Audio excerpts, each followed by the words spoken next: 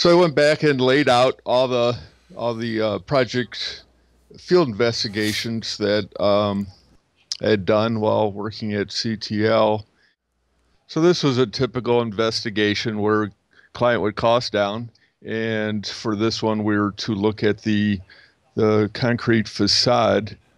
So fly through this again from a standpoint of uh, asked to put down all the field investigations that had been done. Uh, I worked for CTL from late 88 through 2000, and typical investigations were we looked at Dyke Stadium when it was called Dyke Stadium. This was a 100% survey of the structure. So what I thoroughly enjoyed doing was documenting in situ conditions. But this was, again, all concrete framing, and we had to take the existing condition with all the spalled concrete, cracks, deterioration, and document that and put it onto figures and present that to the client, indicate what was going on with the issues that were being exhibited, like again, spalled concrete, delaminations, cracks, and some areas of poor construction where the commonly referred to as bug holes and poor consolidation. The word I had to use in court was gray popcorn, because when you say poor consolidation, that's a qualifying statement, and you have to be approved as a expert in order to use qualifiers. And that's the thing that I'm going to harp on, hopefully in this message and not continue beyond, is the difference between qualitative assessment and quantitative assessment. And what I did, regardless of being good at it or not, is that what I could only go up to was a quantitative assessment, meaning I cannot use adjectives, adverbs to describe something versus the nouns and verbs of what it is. So for this, it'd be, the nouns are cracks, So delaminations. you couldn't say the concrete there was like a piece of shit. You'd have to. Yeah, the lawyers love when people that aren't approved as experts, when they uh, start to stray from fact, and for whatever reason at this point in life, one of my guiding mantras is don't say something I can't prove, don't say something that's opinion based, and don't leave yourself up for scrutiny based on your opinion being assessed properly or improperly. And I'll give some examples of when facts are facts, but facts do not conclude to what the truth is. So Well, again, I I think that's really such an important thing because we face that so much in day to day life as flat earthers, and just one or two facts isn't enough to prove something. Of course, it'll support a theory or support a hypothesis, but at the end of the day, you have to be able to back up your claims with facts, and you can't just have one or two facts. You have to build a case full of facts to prove the truth, which even that is sort of even debatable at the end of the day. right. And what drives me absolutely crazy is this whole flat earth issue being a something that's an opinion, and it's anything but an opinion. It's what people have done, and very successfully, is to present observational fact. And that's all it is you look out your window, you can look out across the lake, and you see flat. So everyone sees flat. We all go in airplanes and we see flat. So everything is existing flat. So this whole debacle of whether flat means round in some other realm is, to me, just the most ridiculous thing in the world. It's all perception, not fact. Again, it's the creation, the creator. it's fact. It's not opinion. It's not up to opinions. And again, it just drives Well, people crazy. that's absolutely true. And one thing I like to sort of point to is if you're out in the middle of the ocean, and I've been out in the middle of the ocean on little, not yachts, but big, big fishing boats and stuff like that, many times down in Florida. And when you're out in the ocean, every way around you, the horizon is at your eye level. Now, if we lived on a globe, every direction around you should be downhill. I'm sorry, that's just all there is to it. Every direction away from you should be downhill on a flat surface, especially a body of water. And it just frankly isn't. I mean, look at that. Look at that bridge. I don't know how many miles that section is right there, but Right. I would imagine that right there represents maybe even 3 or 4 miles right there that we're looking at. Right. This was in Astoria and part of that bridge deck study to see how reinforcement was holding up. And again, we were on one of those roadway cherry pickers that go underneath and doing concrete assessment of the slab from underneath. And again, this was just kind of a standard uh, on or in the field non-destructive testing investigation. I'm trying to, Hey, did you have a TV going in the background? yeah, Could you mute it? Not to be rude or anything, I just don't want it to no, pick up in the final. there's a Honey Boo Boo special this weekend. Oh, fun, fun. And it's, geez, they throw that against the Super Bowl. So And, how many miles is that whole bridge that we're looking at there across that water? Do you remember? well, I don't remember. Wow, why did it do that? I don't remember, but let's all. This was by the way, this is the Columbia River. Wow, that is one long ass bridge. And so we go from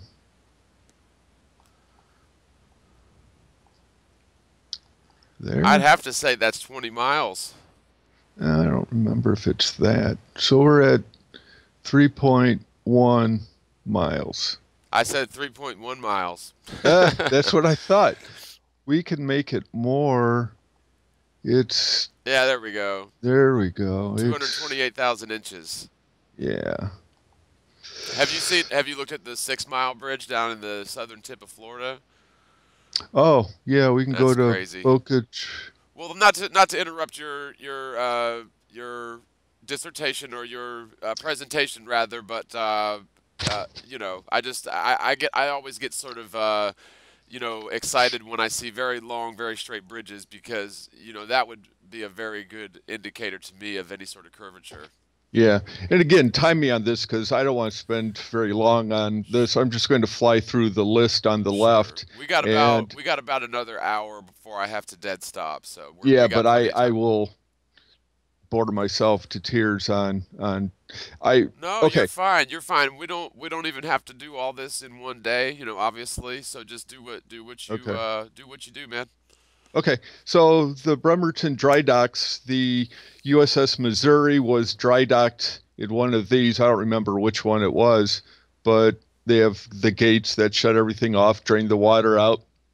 And by chance, the USS Missouri was stowed there. This is back in '93, so it's just after the first Gulf War.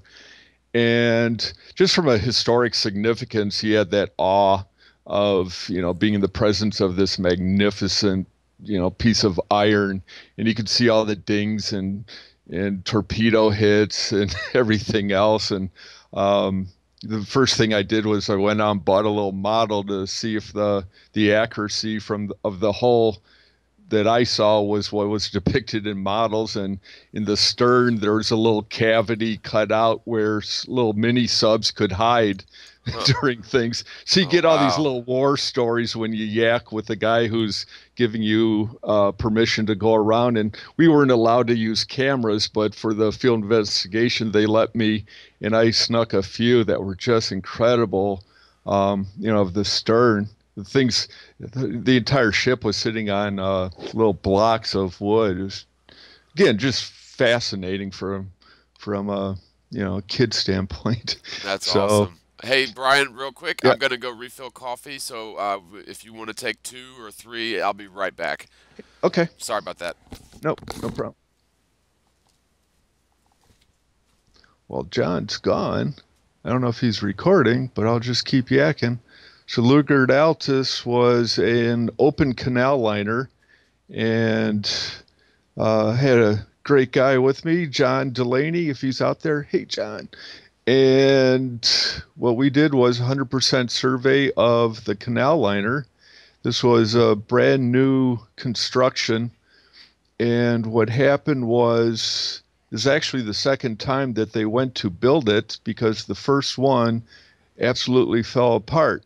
So when new contractor came on board and built it, and the same thing happened, that the entire canal just disintegrated. And as it turned out, that right next to that canal is this big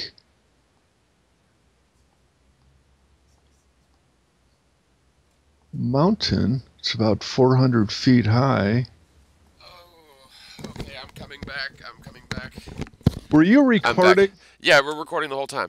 Oh, okay, because Yeah. I was yakking on and Oh, sure. Yeah, wasn't. that's perfect. Oh, okay. Go ahead. So when they rebuilt this canal the second time, it was only a matter of months before the whole thing disintegrated again.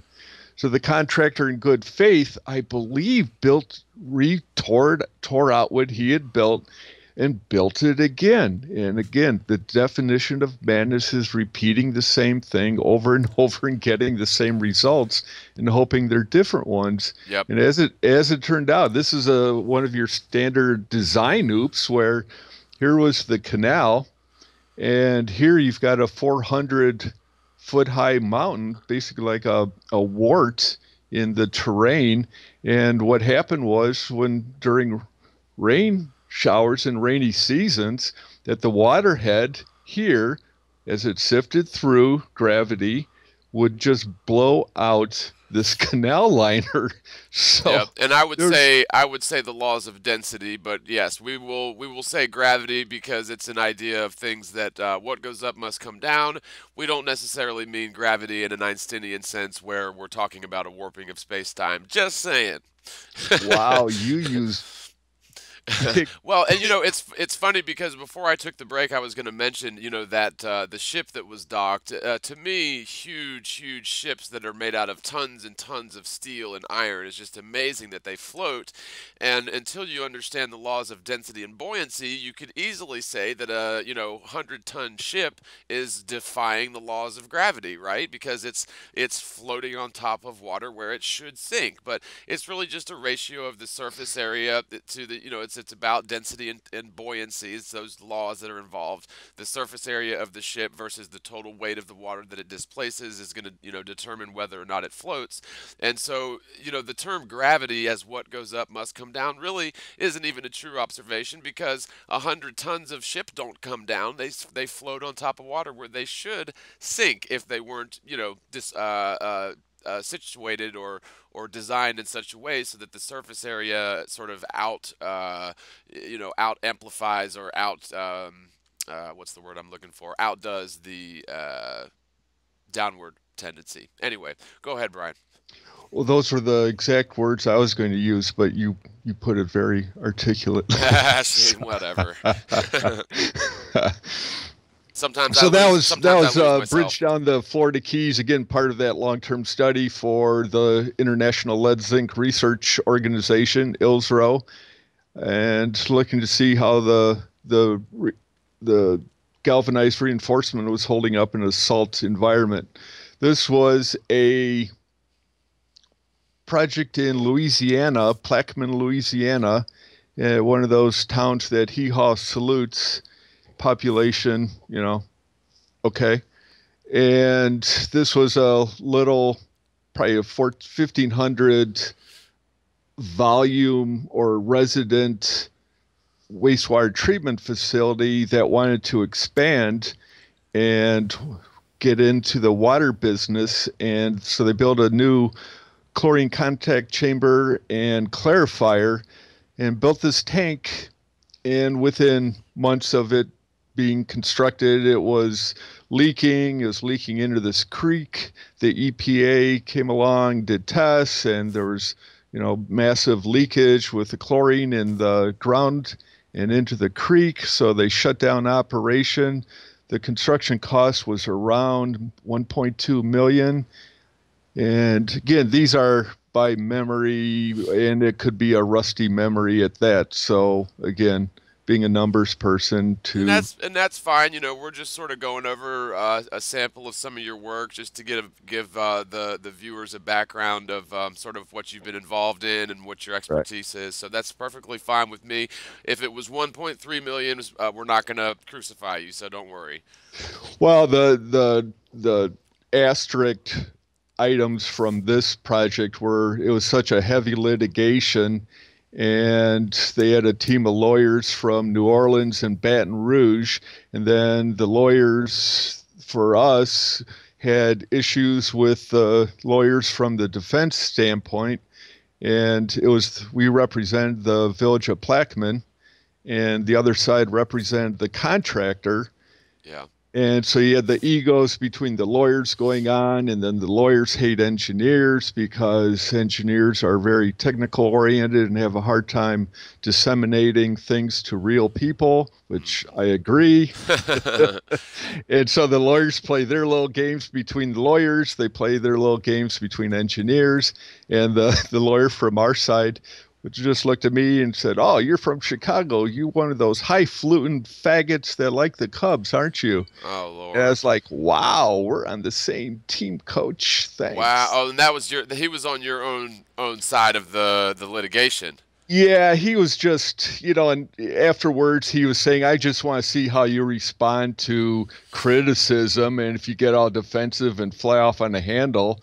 And so I, you can call me anything you want. It's kind of funny, but if you have a foundation, just tell me your foundation. But if you want to call me a highfalutin engineer that likes Cubs and whatever words, go ahead. I grew up liking the Cubs, but that's because my grandmother, not Yeah, well, any. we tend to sort of affiliate ourselves with the same, sort of things that our parents do. Like, growing up, my dad was a fan of the Redskins, the Washington Redskins, and so that was sort of always the Oh, family team. that's But of that's course, racist.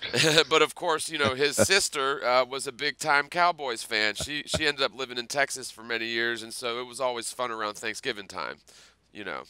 Um, but there was one thing. Oh, I was gonna just bring up. So I guess you probably you've seen the movie Aaron Brockovich, right? Many Oh years yeah. ago. I really loved that movie because it just sort of showed the inner workings of the courts and how these big corporations have essentially unlimited budgets and lawyers that can basically just tie things up in the courts forever. And at the end of the day, if a corporation has to pay out $100 million, it's just another it's just all in a day's work for them. It's not going to hurt anyone. And so that's why I'm so against this whole new age notion that corporations are people, because they're not. You can't put a corporation in jail. It's not a person. But anyway, I got off on a tangent there. But yeah. No, and rightly so. It's when you go against an entity as a corporation, you're swinging at air, and the line of demarcation between that corporate air and a human being, that's what they like to hide behind. Yep. This Yeah. was a floating bridge. I don't know what's going on now. Obviously, they're building a new one adjacent to the old one. We looked at the old one where they're doing, it's called a half cell potential survey that measures the active corrosion rate in reinforcement concrete. And I'm trying to And by talk. the way, what was the outcome of that case? Not to try to go back or interrupt, but just at the end of the day, what was the outcome of that case that you were just talking on previously? Well, the gist of it was the contractor, this is Louisiana politics and law, that the judge that oversaw the first trial, his his election campaign was funded by the contractor. Oh yeah, And of if I course. said that right, uh, and the judge had no reason to find to recuse himself, so he said he was going to be impartial. So I guess Well, he was. and any what did he end up favoring the defendant or no? No, he let the plaintiff again. We were the plaintiff side, and Uh, we spent 2 weeks presenting our case from a operation standpoint, from the construction standpoint, from the uh, material standpoint. It spent 2 weeks basically saying how you put it eloquently, a piece of crap. And then the other side got up for, I think, just in the morning and came back after lunch recess. And he said, you know what? The other side basically said, I agree that there's really no case here. So he dismissed the case. what? Oh, so he was basically totally corrupt, totally bought out by the corporation. No, he said he was going to be impartial. So you have to take a person at their word. So But impartial by just not having anything to do with it. right. No, Okay. joking. That But so at the end of the day, though, I guess what my question was, did the corporation have to pay out their, no. That reparations or? was only in summary that only got us up to halftime Yeah, because it went to the Court of Appeals. Court of sure. Appeals overturned it, so they retried the case, and the judge's name for the second trial was Judge Best. Uh-huh. And so we had to go back down there for another trial, and some of our side went back on the stand to kind of rehash the plaintiff side. Then spent another, I really don't remember, another week or so with the defense going up, and And again, what it was a go One ahead. one thing, just to back up the wagon a little bit here, any lawyer worth his salt wouldn't have allowed the first trial to go because of a conflict of interest. If you've got the corporation literally being a major contributor to the judge's campaign, that's a conflict of interest. Obviously, he's not going to be impartial. He's going to do exactly what he did, which was pass the buck off. Let the appeals courts handle it, and that way he can still get his, big campaign contributions. And honestly, that was the whole reason why, for the vast duration of our country's history, politics was not supposed to be allowed to have funding from big business, and now that's totally been turned upside down on its head with the whole idea of these super PACs, which are essentially these huge corporate conglomerates that have unlimited budgets that can prop up whichever puppet they want in terms of judges, in terms of presidents, and everything in between. So it's just I think it's a shame that we have such corruption even in our legal system, especially in our legal system. But anyways, I did want to hear how it ultimately unfolded after. So after appeals, after the new Judge Best, what? So continue. Well, again, the people that were making out were the lawyers because now you're racking up just tons and tons of lawyers' fees. Now, the poor guy who represents the lawyer from the city of Plaquemine, he, he started this thing and went to city council and said, hey, we have a case and we should, it's cut and dry. So he got funding, and again, the consulting prices or the consulting fees started growing, and up to, again, it's a $1.2 million construction. And at halftime, I believe our side's attorney's fees were over half a million. And Yep. again, that may or may not be to, the decimal point being right. But so now you've invested the money for construction, half a million in legal and say attorneys, because I can't remember if our fees were included with the attorney's fees when again the village talked about it or Well, not. you were typically hired by the attorneys, right?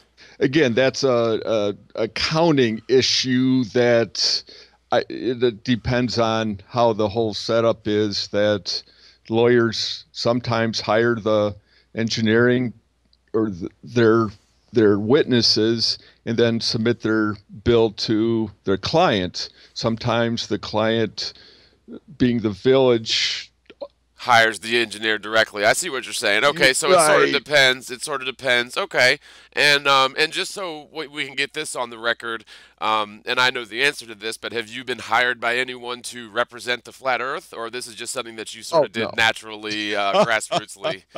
uh, yeah, I've been.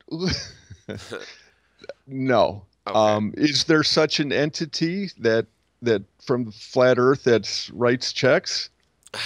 Show me that person, then I'll deny having received a check. But if Yeah, really. And if again, I'd love to know, I've been in this, so-called business for over 7 months, and frankly, being a vocal flat earther has lost me, dearly, has cost me dearly in terms of my business clients, in terms of, just all sorts of things. But it's also been a huge benefit to my life in terms of health benefits, in terms of just feeling just so much more different about the world and about reality. So it's definitely worth the leap. So anyway, continue on, my good friend.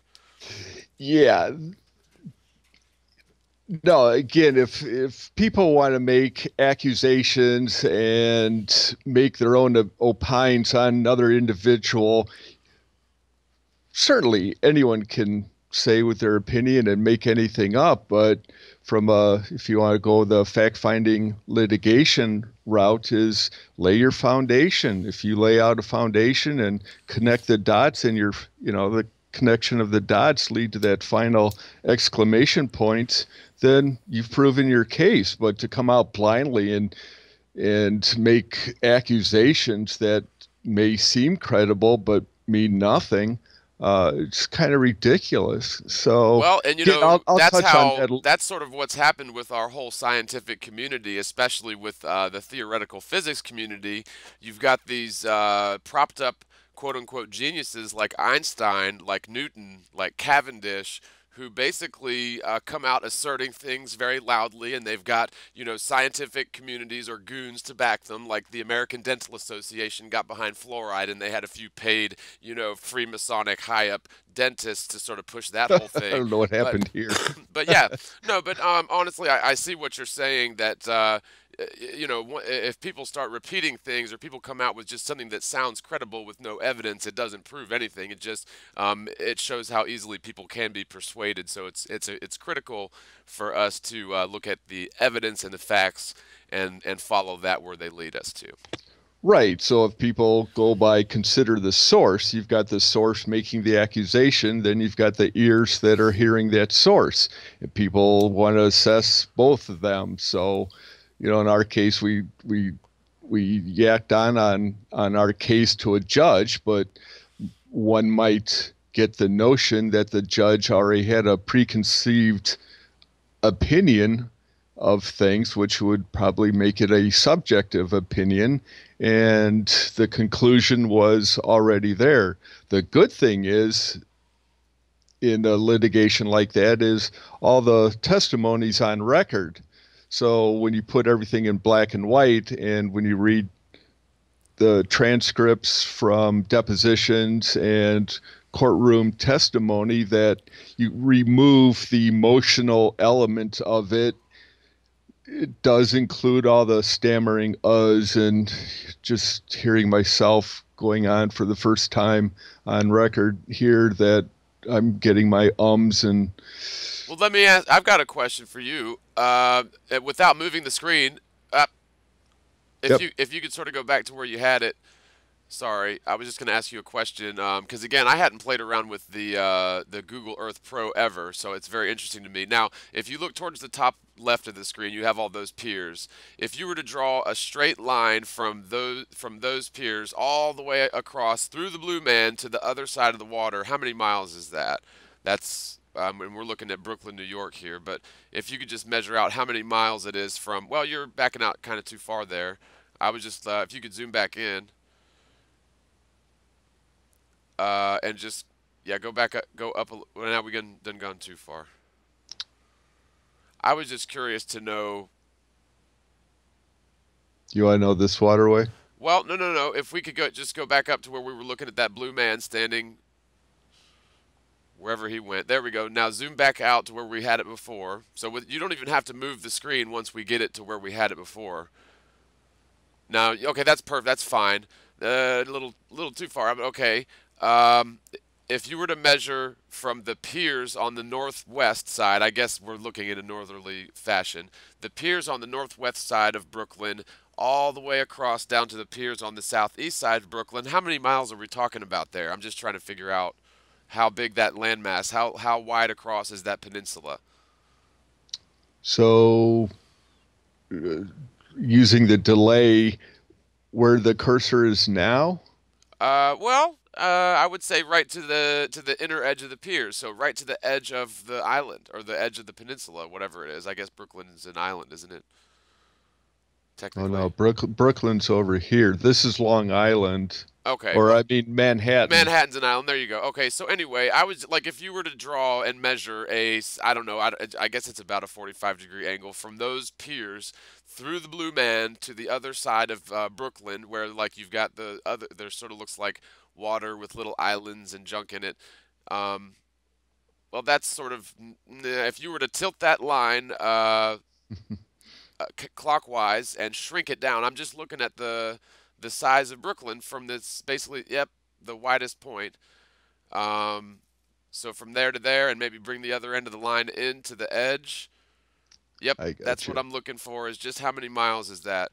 8 miles. 8 miles. So if we could just zoom back in a little bit, and I'm just gonna do some quick calculations on my end.